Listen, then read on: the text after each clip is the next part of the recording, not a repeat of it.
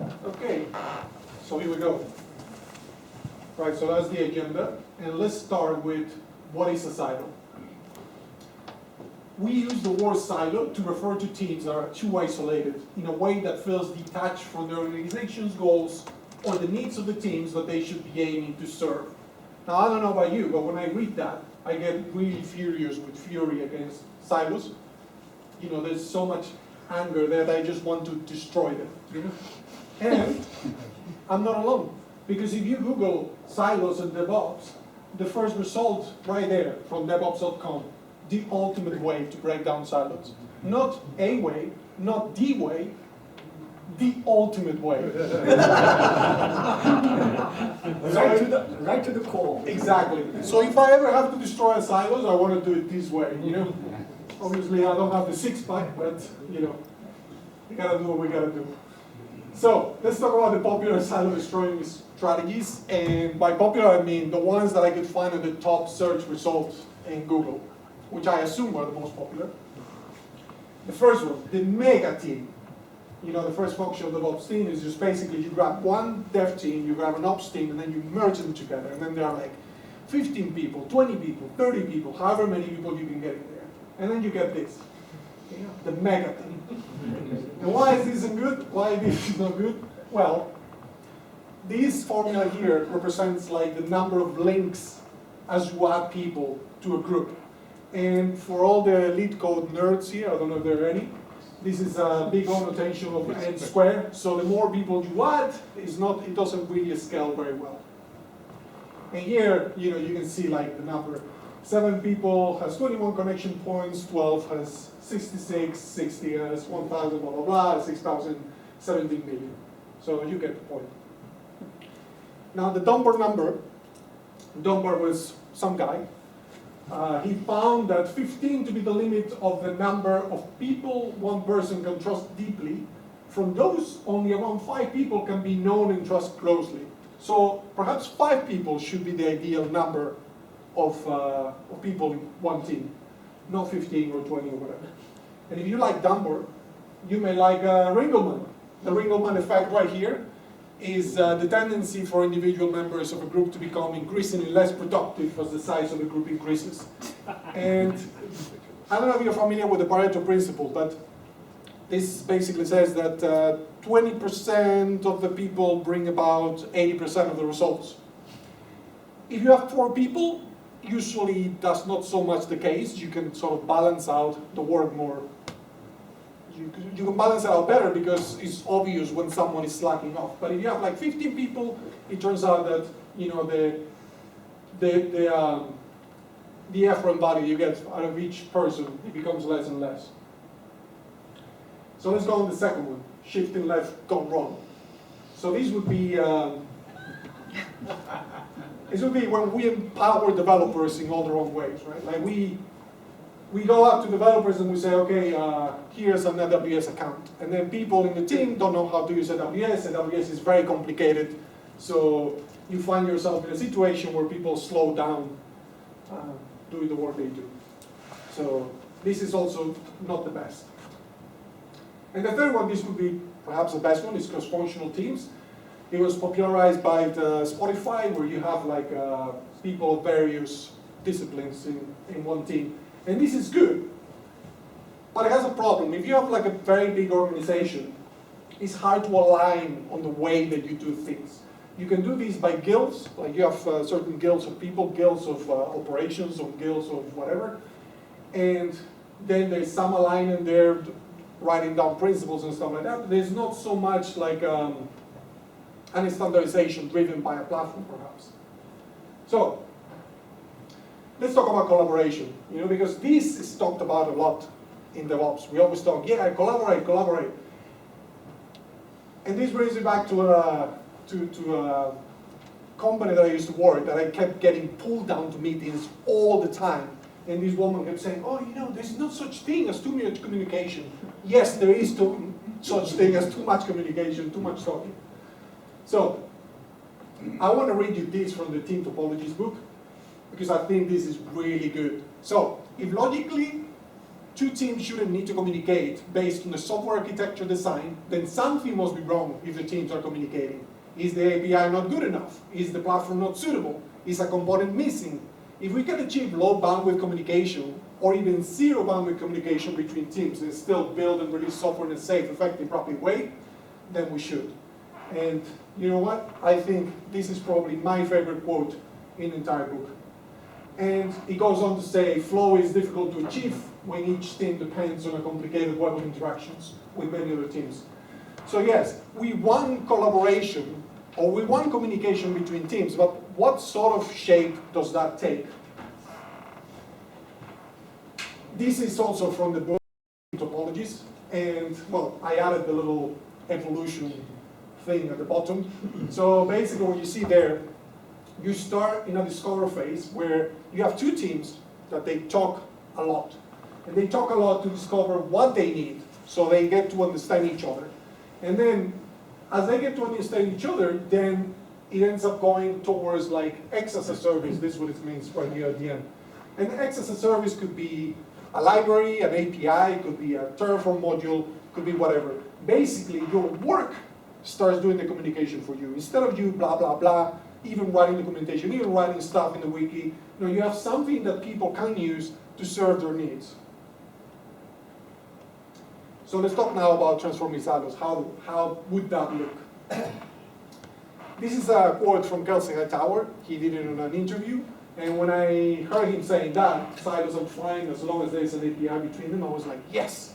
Because I agree with this, and it's exactly the way that I was feeling. And the fact that he said it sort of validated it. And when we talk about API, or it doesn't have to be an API, it could be a library, it could be a tool, anything that creates that communication between teams. We want to deliver user experience. So the way you communicate when it comes to applications or APIs or tools is by understanding what user experience is. And that means you take most of the work, you take most of the complexity burden, and the user is happy. But if you don't, if you just pile something on them, like the example that we were talking about before, just there you go, that's your AWS account, then the user is not going to be happy, the developer or whoever you are aiming to serve. It could be a developer serving the operations as well. So just flow factorize. And user experience has been the domain of, generally, of front-end teams.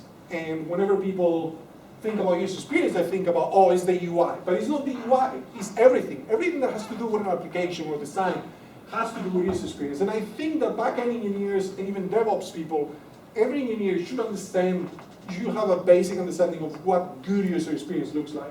These are two really good books about it. And the stuff that you learn there, you can definitely translate it into serving your teams, your colleagues, whenever you deliver something for them, something that is easy. And I mean, I'm not going to go into a lot of details here. I had another talk that I did on that.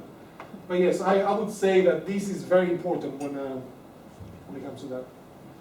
So this brings us to platform engineering, the hot topic of the day. And if I had to say, for me, what platform engineering is, if I had to describe it for myself, for me, platform engineering is turning silos into sushi bars. Now, what do I mean by that? So here is an example of two types of food. Mariscada is food from my region in Spain. It comes from marisco. Marisco basically means shellfish. And basically, they just give you this platter of seafood, and it's really nice, and people love it. But one thing I don't like about it is there's a lot of work to it, man. You have to like just open everything up, just suck on the claws, and open one claw, open another claw. Too much work, man. So I much prefer sushi, because the chef does all the work for you. The thing with sushi is that the chef just gives you an experience. You just go there, you eat, and it's nice. So when you have an application or something that does most of the work for you, it delivers that experience, so you don't have to do all that work. That's what amazing platform engineering is. When you can create like a platform as such, that serves the purpose of your organization. This is the LESS framework that my multi-million-dollar LESS framework that I created in about 10 minutes for these slides. I think it's funny because I knew someone that worked at this big company, and they hired like one of these big consultancies. I think it was Deloitte or one of these, and he said that they paid him like $250,000 or something, and they showed up at the end of 3 months with a bunch of slides that were generic slides, and it's like, boom, there, that's your work, $250,000. So this is, I would charge $500,000 for this. How about that? So anyway, what I mean by that, I mean, jokes aside, I feel like this is a good way of going about it, starting up. I mean, I think a lot of people get very complicated about doing a lot of things in terms of building internal development platforms and stuff like that. But I think the first thing is just live and breathe self-service and user experience. I mean, if you understand that, if you understand what it means to deliver a good experience for your users, and you treat your colleagues as such users, then you're going to be able to have like a much more well-oiled machine, especially if your company, as your company gets big. And then I think you should explore tooling that delivers user experience out of the box. You know, if you have tools that are like very complicated, like AWS, for example, is very complicated, right? They could be simpler cloud providers. They could be a small cloud provider that meets your needs. You know, it doesn't have to be like AWS. And then simpler tools. It could be like GitHub Actions over Jenkins. I know Jenkins is quite a complex tool, especially when it comes to Groovy, that no one likes it. And yeah, so sometimes it's good to pick tools that actually do the work for you. And then you start with what you have. I mean, if what you have is Terraform, I mean, you should do Terraform modules based on inputs. I think this, I don't know how standard is in the industry right now. I know that GCP does it a lot, like they call it factories. So basically you create a module and then you just pass like values to it and it does all of the work for you without you having to actually change the code. That is better than giving someone Terraform code and be like, yeah, go ahead, deal with it yourself. And what did I do?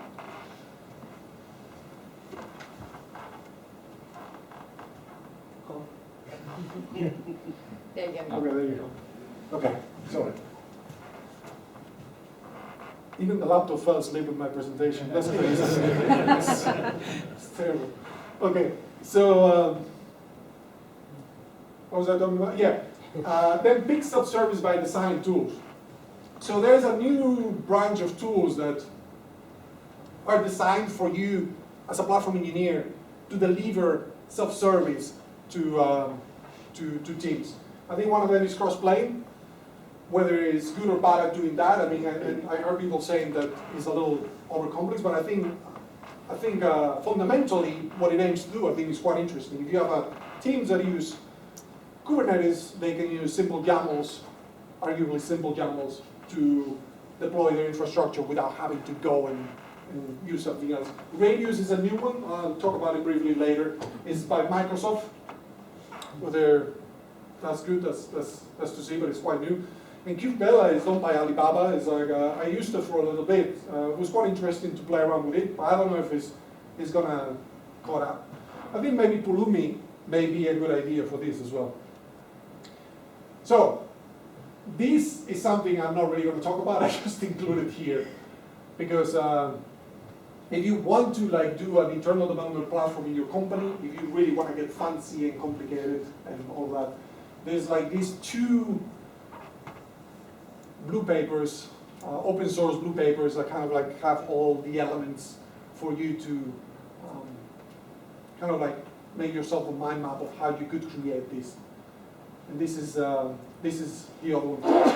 But I'd say be wary of this because you gotta keep it simple and don't get too overcomplicated. A lot of this stuff is also vendor driven, so you know try and adjust whatever the needs of your company are, rather than you know being dragged by all these bells and whistles and feeling that oh I need all of these. You may not need all of these. You just may need a few of bits of that, or other bits may be automated for you by the platform that you're using. Yeah, this is the Radius thing that I was talking about. This is basically cloud native apps. Is a Microsoft app. And in theory, what it does is it allows you to create an abstraction for developers to deploy cloud native applications. So instead of like doing a bunch of YAML in Kubernetes with a bunch of different things, they just do one that you created yourself, and that's how it works. And then there's these three that are more popular at the moment. I think perhaps Crossplane and Pulumi are more mature to deliver this kind of self-service than Terraform is. I mean, Terraform has gotten better since I last used it intensively. And then, well, developer portals are a theme on top that doesn't really solve your problem, but it provides a nice UI, an overview of all your services. So, conclusion. And yes, I made it before the pizza got here. So yeah, get familiar with this experience. That would be your lingo to communicate via apps. Have a heavy focus on ensuring your work speaks for itself, whether by clarity of code or leveraging user experience principles. Collaborate towards understanding your user needs and aim to provide the service and transform your silo into a sushi bar. Maybe not literally, but you know what I mean. And start by creating abstractions in your tool. That's all I got. That's great.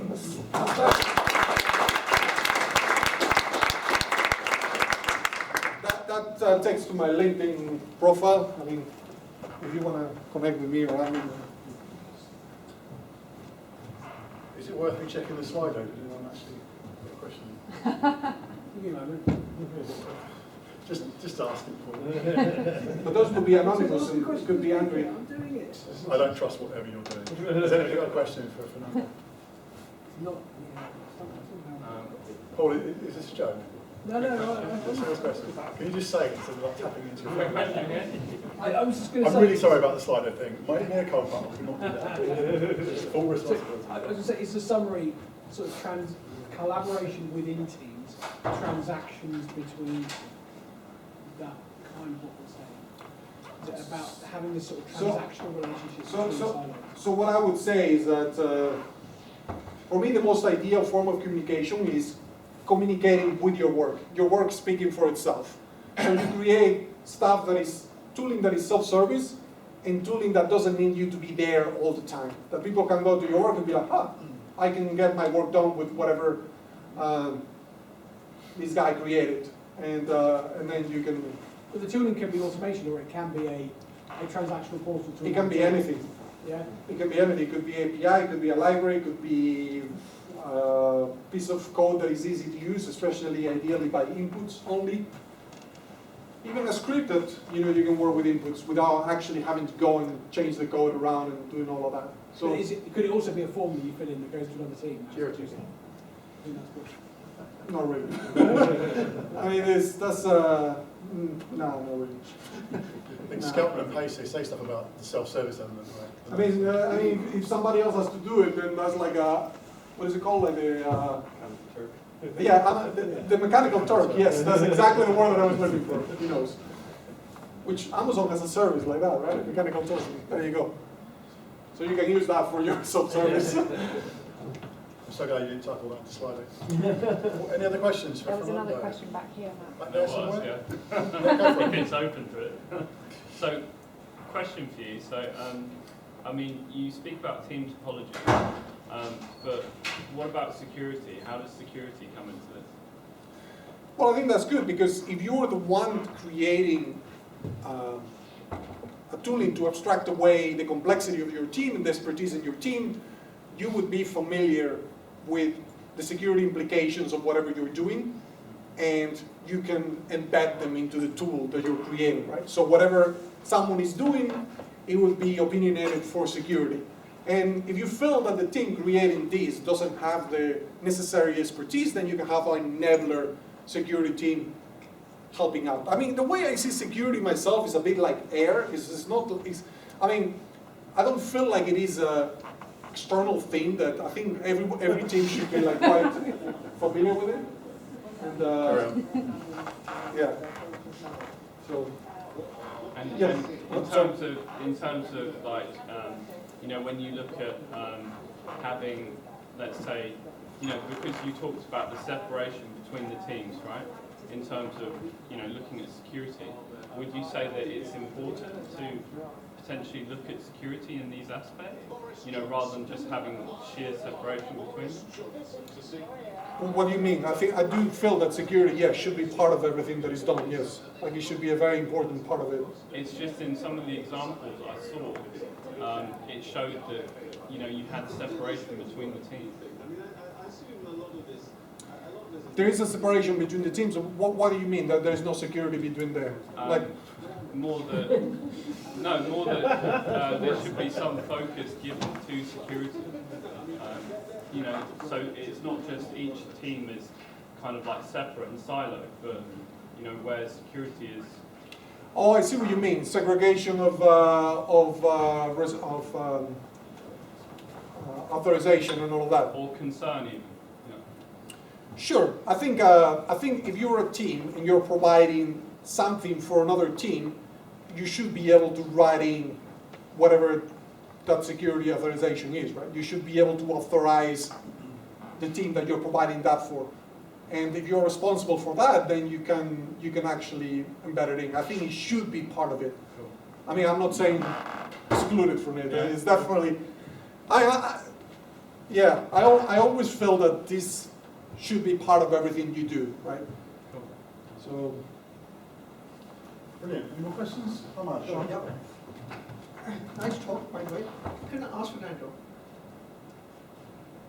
from your talks with different teams and such, in terms of transformation of silos, the thing is, how do you tend to convince, or sometimes, have you had resistance from some teams that, you know, for example, say, okay, if there's some issue within the team as such, they are much more adamant, much more willing to basically completely redesign it, or really completely destroy it, and then set it up again in comparison to maybe transforming the same broken system. I think the biggest resistance that you're going to get from this is the way that people approach things. That's why I feel like one important step in engineering is actually like agree on your engineering principles and your vision and values and how you're going to approach, you know, the way that you implement solutions. If you start focusing on self-service, if you agree with your team, it's like, okay, our ultimate aim should be to provide self-service, and we should provide it in a way that has good user experience, and you can get like buy-in by all the teams that are working with you, then they can't really deny you, especially if you have it in written form and you have these discussions for them. If you come in the middle of things and you don't provide that context and you don't have these discussions beforehand, then definitely you may have like much more resistance about it. So I do feel like that part is very important. And it's important that you discuss it and write it at length as well, and also that you get your hiring process right as well, because sometimes it's easier to hire the right people than you know, that trying to convince someone things too different from you. So, Thanks, man. Cool, good stuff. Any more questions? Okay, right. I've got some bad news. okay. Less framework. There already is one. Oh, is it? Yeah. Everyone know what it stands for? CSS. Consultants making lots of money. Someone's making lots of money. It's a large scale framework. Oh, is it? Yeah. Ah. Yeah. Well, of course, it had to be a Scrum framework. It's It's always all right. one. So you're going to make £500,000 from it, right? So I want to. I'll consult with you on a new name. If you give me half. I'll give you half. If you find someone to buy it, I'll give you 60%. How about that? Okay, brilliant. Brilliant talk, brilliant questions. Thank you, Fernando. Thanks.